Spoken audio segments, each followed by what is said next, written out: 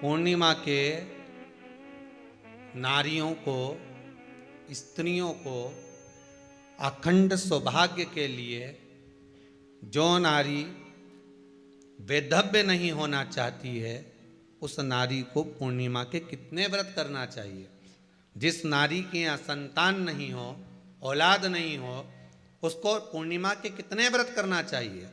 जिस नारी का पुत्र, पति बहुत बीमारी से ग्रसित हो, लग रहा हो कि ये मेरा बेटा बहुत बड़ी बीमारी में घिरा हुआ है, तो नारी को कितने व्रत करना चाहिए। स्वयं भगवान कृष्ण ने माता यशोदा को द्वापर में भी बताया है कि पूर्णिमा के 32 व्रत होते हैं। कितने व्रत होते हैं?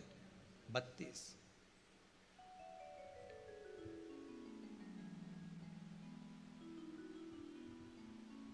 स्वयं भगवान कृष्ण यशोदा रानी को, माता यशोदा जी को भी बता रहे हैं 32 व्रत।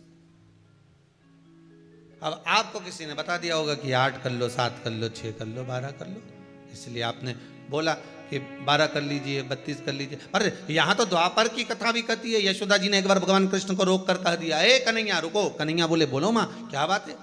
कन्हैया जरा रुकिए, इधर आओ जरा। भगवान कृष्ण आए। हाँ माँ बोलिए। किस जगह का प्रसंग है ये? जिस समय पर राधा रानी कुरुक्षेत्र में नंद बाबा और यशोदा जी को लेकर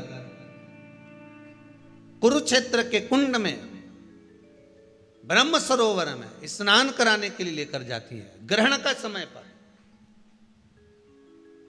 और जब भगवान कृष्ण उस कुरुक्षेत्र के उस सरोवर में स्नान करने आते हैं, तब यशोदा जी ने अपने लाला से प्रश्न किया है, पूछा है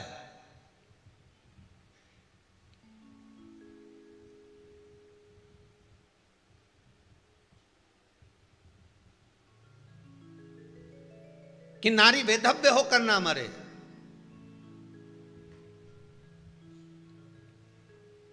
उसका पति कोई रोग से ग्रसित ना हो, उसका पुत्र किसी रोग में ना पड़े।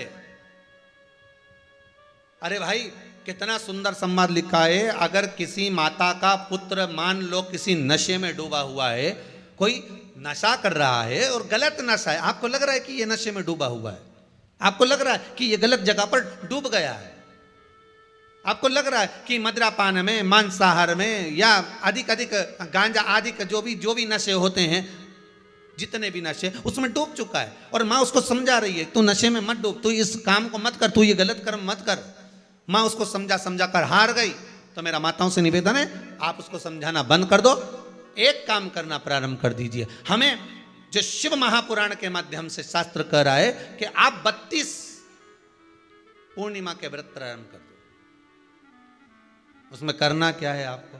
केवल जिस दिन व्रत रहे, रात्रि के समय पर कोई भी मीठा, कुछ भी सामग्री आप चंद्र की रोशनी में, चंद्र को अर्घ देने के बाद, पूजन करने के बाद उसको रखो, और वही सामग्री जो नशा कर रहा है उसको पूर्णिमा के दूसरे दिन उसको खिलाओ। आप धीरे धीरे खिलाना चालू करेंगे, जिस नशे में वो डूबा हुआ उस नशे से वो छूटना प्रारंभ हो जाएगा। 2 पूर्णिमा व्रत करके तो देखो, तीसरे में तुम्हें जरूरत ही नहीं पड़े। धीरे धीरे आप रुक, वो छूटना प्रारंभ हो जाएगा। स्वयं भगवान कह रहे हैं, यशोदा मैया ने कन्हैया को रोक लिया कुरुक्षेत्र के उस मैदान में,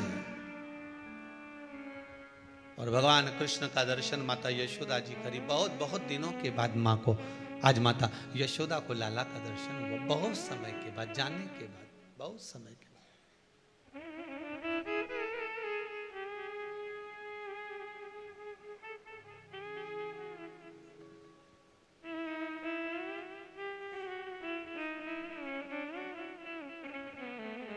आज नयन में